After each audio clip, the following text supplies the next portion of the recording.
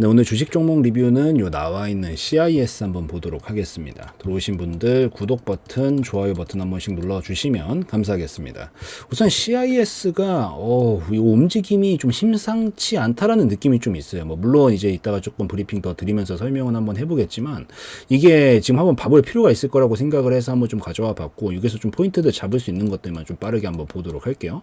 우선 CIS는 대표적으로 2차전지 전고체 배터리 이쪽이랑 좀 관련이 되어 있는 종목이고 이제 이때 당시에도 이때 올라왔던 게 뭐 물론 이때 당시에 다 코로나 이후로 많은 종목들이 올라오기도 했었는데 이때 2020년도 당시에 한참 핫했던 게 우리 막 그 2차전지랑 전기차 이쪽이 처음으로 그러니까 물론 그 전에도 있었는데 뭔가 대중들한테 엄청 각인이 되는 시기였거든요. 이때 당시에 막 테슬라도 막 미쳐 날뛰기 시작을 하고 우리나라에서는 뭐 이 배터리 3사 있잖아요. 배터리 3사들이 막 미쳐 날뛰면서 끌어올려주는 막 그런 장세였었는데 그 시기를 지나고 나서 이제 한동안 좀 박스권에 갇혀 있었던 상황인데 여기서 지금 최근에 다시 한번 전고체 배터리 관련돼서 이번에 인터배터리 2024에서 막 얘기들이 되게 많이 나오고 있거든요.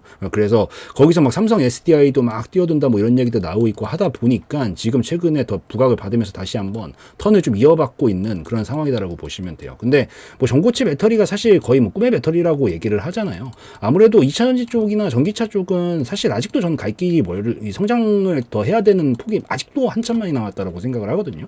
그래서 아직도 계속 성장기에 있는 업종인데 최근에 다시 한번 이 작년 하반기에는 조금 2차전지가 빠지는 모습 보여줬고 상반기에 뭐 금양이라든가 에코프로라든가 이쪽 애들이 이제 먼저 올려주면서 갔다가 요 시기 동안 반도체 쪽으로 조금 투자 패권을 좀 뺏겨가지고 조정턴 만들어줬고 지금 최근에 다시 한번 인터배터리 2024를 기점으로 해가지고 다시 한번 좀 힘을 불어넣어 보고 있는 것 같은데 계속 우상향 곡선은 그릴 가능성이 높다라고 판단되는 그런 시점에서 지금 전고체 배터리 관련된 이슈들이 좀 나오고 있다 보니까 그렇게 강세를 보여주고 있는 거고 앞으로도 계속해서 움직임은 이어나갈 수 있지 않을까. 왜냐하면 이게 단발성 이슈 자체는 아니긴 하잖아요. 그래서 계속해서 단발성 이슈가 아니고 계속해서 이어져 나올 수 있는 이슈들이 많이 있기 때문에 그걸 토대로 움직이지 않을 거라고 생각은 하고 있습니다. 그래서 우선 이슈적인 얘기는 여기까지 좀 체크를 하시고 보시고 얘가 지금 재무적으로도 되게 좋아요. 당연히 성장하는 업종이기 때문에 누가 봐도 지금 성장하고 있죠.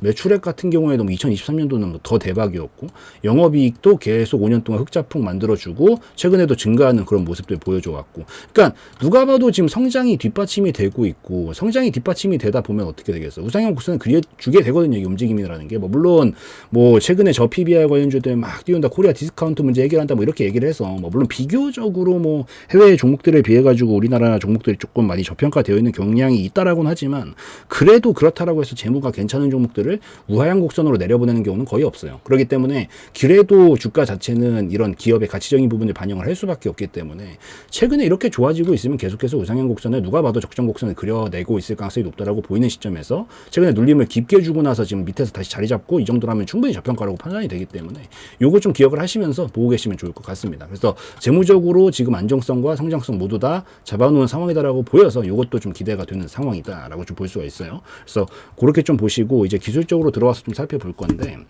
얘가 이게 흐름상 이때 당시에 초대형 상승 파동이 나왔어요. 나와주고 나서 영원히 가는 경우는 당연히 없죠. 올라가면은 그에 상응하는 만큼 쉬어주게 돼요. 근데 여기서 지금 쉬어줄 때 방식이 가격으로 끌어올렸을 때 이 가격으로 조정을 주는 방식들이 있거든요. 이걸 이제 가격 조정이라고 부르죠. 그리고 끌어올린 걸 가격으로 주는 게 아니라 이렇게 주는 애들이 있어요. 이거를 이제 시간으로 준다, 기간으로 준다라 그래서 기간 조정 방식이라고 부릅니다. 근데 여기에서 본질적인 차이가 뭐냐면 이게 가격으로 끌어올렸던 걸 가격으로 주는 경우는 말 그대로 그냥 변동성만 만들어낸 거거든요, 이게.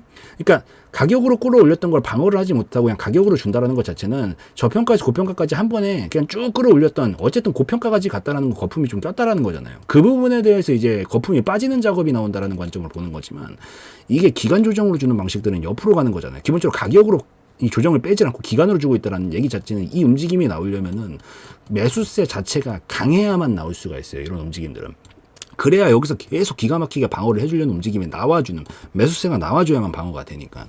그래서 이런 움직임들이 보통 매수세가 강하다라고 볼 수 있고 기간만 충분히 주어지고 끝까지 지켜낸다면 추가적으로 랠리를 치면서 보통 움직이는 경향이 굉장히 강하게 된다. 근데 지금 그런 방식으로 조정을 기간 조정 방식을 채택하고 있는 거에서부터가 이 지금 매수세 자체가 장기적으로 봤었을 때도 굉장히 강한 타입이다라고 볼 수가 있고 그 근간에는 최근까지 재무적으로 계속해서 성장해 왔었던 부분이 분명히 영향을 많이 미쳤다라고 생각을 합니다. 그래서 그래서 그러다 보니까 에이, 너는 지금 여기서 계속 우상향곡선 그리는데 가만히만 있어도 어차피 자연스럽게 저평가로 오는 건데 뭐하러 떨어지려고 그런 약간 이런 느낌이었었거든요. 그래서 여기까지 잘 기간 조정 방식으로 좀 지켜낸 상황이다라고 지금 볼 수가 있는 그런 시점이고, 그럼 이 기간 조정 방식은 보통 언제쯤 끝이 나게 되냐면은 이 직전에 있었던 추세가 있죠. 이만큼 추세가 나온 거잖아. 이 추세값만큼 옆으로 기간 행보가 어느 정도 엇비슷해지거나 이런 기간 행보폭이 조금 더 길어지기 시작하는 시점이면 다음 방향성이 터질 때가 됐다라는 관점으로 볼 수 있거든요. 그러니까 충분히 조정이 나왔다라는 거지. 기간 조정 방식으로. 이 정도를 뺐다면. 그래서 지금부터는 슬금슬금 이제 다시 큰 시세의 영역으로 좀 들어설 수 있는 정도의 위치에 존재하고 있다라고 보고 있습니다. 그래서 이 정도 위치에서 지금 움직이고 있고 기간도 충분히 뺐기 때문에 여기서 슬금슬금 다음 큰 방향성이 좀 나올 때가 되어가고 있다라고 보고 있는데, 여기서 제가 지금 눈여겨보고 있는 포인트는 어쨌든 지금 여러분 여기까지는 기간 조정 방식 빼면서 박스권을 치고 있다는 얘기잖아요. 그럼 여기서 지금 이렇게 이중바닥형 종가 돌파형 패턴을 만들어냈거든요. 이게 저점을 잡았다라는 신호예요. 이런 패턴이 나와줘야 슈팅이 나옵니다. 근데 이 좀 크게 만들었죠. 이게 크게 저점을 힘싸움을 한번 해보고 크게 줄다리기를 해본 다음에 거기서 이겼을 때 보통 이 돌파가 나오거든요.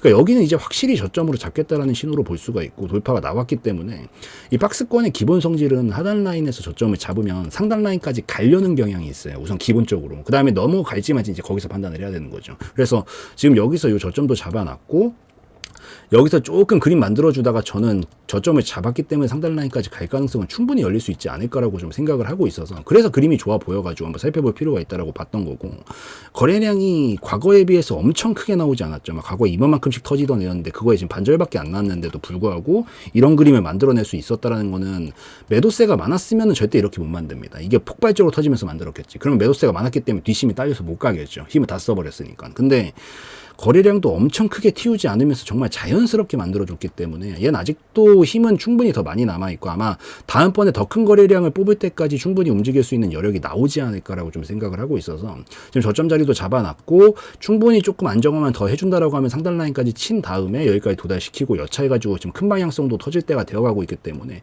도달한 다음에 반응이 좋으면은 한 번에 큰 랠리로 좀 보내주는 그런 그림도 기대를 좀 해볼 수 있지 않을까 좀 그렇게 생각을 하고 있습니다. 그래서 그거 좀 체크하시면서 관심 있게 좀 지켜보시는 거 나쁘지 않을 것 같으니까 한번 좀 살펴보시고, 조금 더 세밀하게는 요거 바로 보기엔 좀 부담스러워요. 그래도 지금 당장 들어가라는 건 절대 아니에요. 왜냐면 최근에 그래도 쐈잖아. 최근에 쏘긴 쐈기 때문에 쏠 때 들어가는 게 아니야.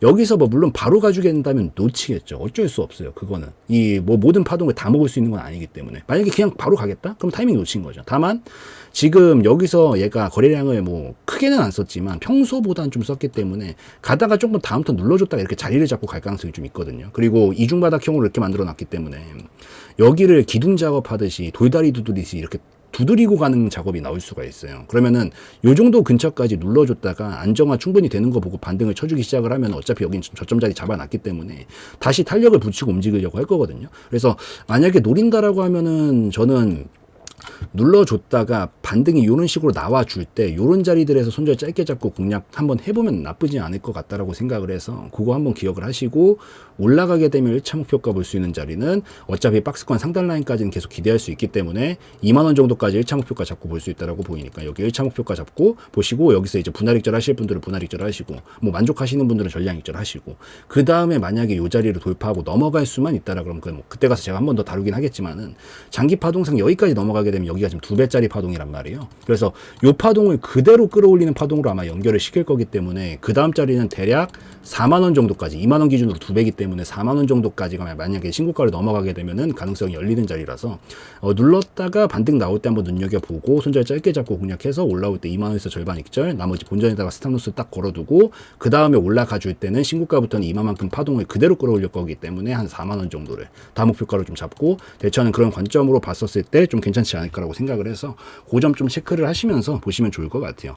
어쨌든 지금 거래량 이 정도 나와줄까 아마 며칠 쉬어줄 수 있거든요. 쉬어주고 반등 나올 때 다음 큰 거래량 뽑으면서 아마 움직일 가능성이 높다라고 보이니까 그거 좀 체크해 놓으시면서 뭐 CIS 그래도 한번 기대해 볼만 하지 않을까 이렇게 생각하고 있으니까요. 대응만 잘 하시면 돼요. 커트라인만 딱딱 잡아놓고. 그래서 그렇게 좀 잡고 지켜보시면 좋을 것 같아서 요거 한번 좀 참고하시면서 보시면 좋을 것 같다 말씀드릴게요. 그래서 오늘 요 정도면은 충분히 다뤄드린 것 같으니까 요까지 해서 좀 찍고 마무리 짓는 걸로 하고요. 오늘 영상에서의 내용은 저의 개인적인 견해였으므로 참고용으로만 보시라고 말씀드리고 마무리 짓도록 하겠습니다.